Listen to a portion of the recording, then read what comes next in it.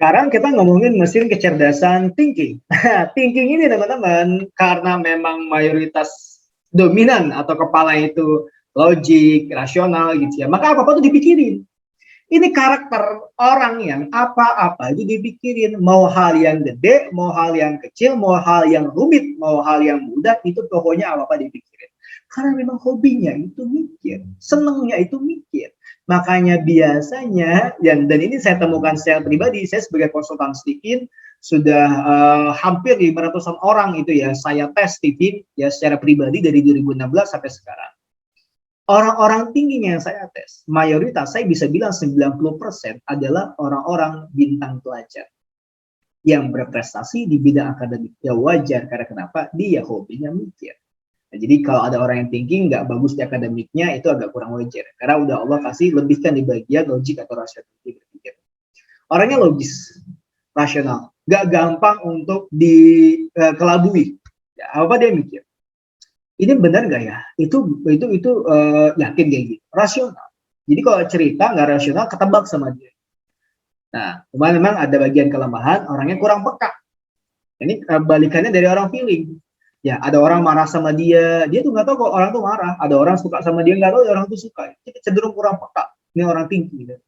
Dia tuh cenderung cool ya. Jadi cool, jaga jarak gitu ya. Nggak mau terlihat lemah, orangnya maskulin. Mau laki-laki mau perempuan bawanya maskulin. Kalau perempuan itu nggak mau terlihat, pokoknya jalannya mau kelihatan hebat, nggak mau kelihatan bodoh, itu ciri khas orang. Ya, orang jaga jarak, nggak mau bergaul dengan sembarangan orang. Tanya data, apa data itu, kalau orang sensing itu tanya fakta, ini tanya data. Data itu penting banget buat orang thinking gitu. Penelitiannya dari mana, siapa yang meneliti, ya kan? Berapa lama penelitiannya, harus ada angka-angka, harus ada nama-nama orang-orang hebat. Dan orang cenderung kritis dan tegas tuh hak. Hati-hati ya, kalau orang sensing dikasih janji itu ingat ya, tapi kalau orang tinggi itu tegas tuntut. Katanya kemarin begini, katanya kemarin begitu. Nah, itu hati-hati nih. Ini kalau banyak janji sama orang tinggi. Nah, eksitasinya rendah, inhibisinya tinggi. Berarti apa teman-teman? Hambatan dari luarnya itu, bukan hambatan dari luar. Dorongan dari luar itu rendah, inhibisinya tinggi. Dorongan dari luar itu rendah. Dia itu cenderung memang tidak mudah untuk dipengaruhi. Tidak mudah untuk dimotivasi. Inhibisinya tinggi, hambatan dari dalamnya tinggi. Hambatan. Ya itu. Kadang suka mikir nggak jelas sendiri.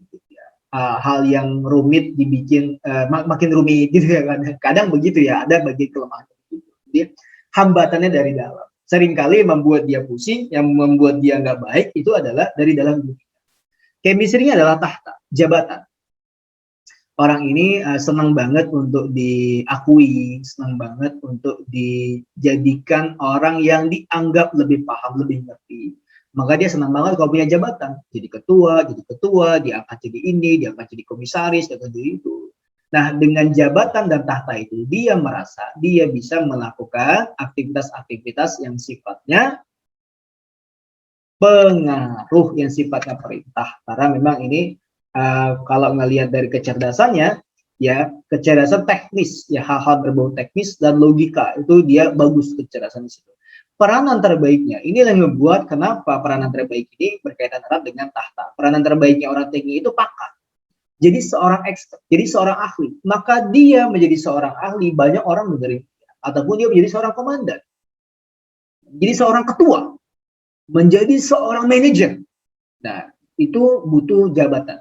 Nah, dengan dia jadi komandan, jadi manajer, jadi ketua, dia bisa ngatur banyak orang. Dia bisa ngatur banyak sistem. Nah, kelebihan orang tinggi ini, teman-teman, melakukan segala sesuatu, itu efektif.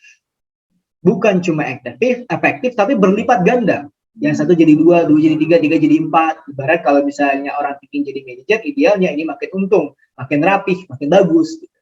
Nah, target orang tinggi ini, ketika dia melakukan aktivitas dalam hidupnya, pengennya yang pasti-pasti. Ya, pengennya pasti-pasti, tidak sangat suka yang nggak jelas. Dia nggak suka yang nggak jelas. Sukanya pasti-pasti. Maka ketika dia melakukan sesuatu, dia ambil keputusan, ini mau dipakai buat apa ya pasti. Ya, dan target yang lain adalah dia punya wewenang. Dia punya kekuasaan. Sehingga dari kekuasaan itu harapannya dia bisa kelola apa yang dia ingin kelola dan dia bisa mengendalikan sesuatu yang dia perlu kendalikan. Nah, itu ya. Nah, cara naikin semangat orang thinking ini teman-teman diakui, rekognisi. Ya, diakui oleh orang, utama yang dihormati. Makanya sedih ini biasanya orang thinking udah juara kelas, nyampe ke rumah orang tuanya biasa aja sama prestasi dia. Itu sedihnya luar biasa. Dia. Ataupun dia bagus juara mewakili sekolah, tapi pas di sekolah dia biasa-biasain aja. Itu dia bikin down biasa. Nah, ataupun cara naikin semangat yang lain adalah dibukakan jalur kemenangan. Ngelihat orang tinggi ini kutur, lagi malas, maka dia dibukakan kemenangan. Diikutin lomba, diajari dengan benar, sampai akhirnya menang. Itu tingkat percaya diri. Nah, panggilan jiwanya yang makin bikin dia passionate adalah punya tapak spesialisasi. Dia punya pakar. Ya. Jadi, dokter gigi, teman-teman, itu pakar, tapi bukan spesialisasi. Dokter gigi Graham sebelah kanan itu baru spesialisasi. Ya, jadi chef itu kan banyak, tapi chef yang khusus masak ini itu disebut dengan spesialisasi. Nah, itu panggilan jiwa seorang thinking, khususnya thinking introvert. Nah, yang panggilan jiwa lainnya itu mencari pabrik untuk menjalankan misi. Pabrik itu organisasi.